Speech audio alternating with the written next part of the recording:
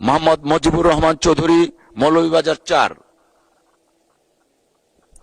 বিসমিল্লাহির রহমানির রহিম।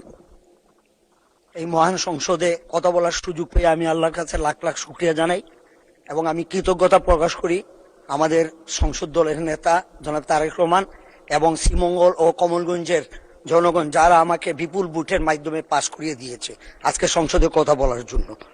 আমার উত্থাপনীয় বিষয় সিলেট অঞ্চলের চা শ্রমিকের মানবতর জীবন। বাংলাদেশে বর্তমান প্রায় ১৬০টি বেশি চা বাগান রয়েছে। এর একটি বড় অংশ সিলেট অঞ্চলে অবস্থিত। এই খাতে সরাসরি ও পরোক্ষভাবে প্রায় ১০ থেকে ১২ হাজার মানুষ জীবিকা নির্ধারণ করে।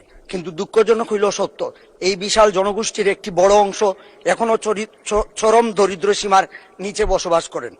২০২২ সালে চা শ্রমিকের দীর্ঘ আন্দোলনের পর তাদের দৈনিক মজুরি ১৮৭ টাকা ৫০ পয়সা নির্ধারণ করা হয়। কিন্তু বাস্তবতা হলো বর্তমানে বাজার দর এই মজুরি দিয়ে একটি পরিবার ন্যূনতম খাদ্য চাহিদাও পূরণ করতে সম্ভব নয়। আন্তর্জাতিক শ্রম সংস্থার মানদণ্ড অনুযায়ী একটি শ্রমিকের ন্যায্য জীবনযাপনের জন্য যে মজুরি প্রয়োজন তার তুলনায় এটি অত্যন্ত অপ্রতুল। এই শ্রমিকদের অবদানেই আমাদের দেশের চা শিল্প টিকে আছে, অথচ তারাই সবচেয়ে অবহেলিত, বঞ্চিত। আমি নিজে মাঠ পর্যায়ে গিয়ে দেখেছি চা শ্রমিকদের অনেকেই এখনো জরাজীর্ণ ঘরে গাদাগাদি করে বসবাস করেন। অনেক এলাকায় এখনো নিরাপদ পানির জলের অভাব, স্যানিটেশনের ব্যবস্থা অত্যন্ত দুর্বল।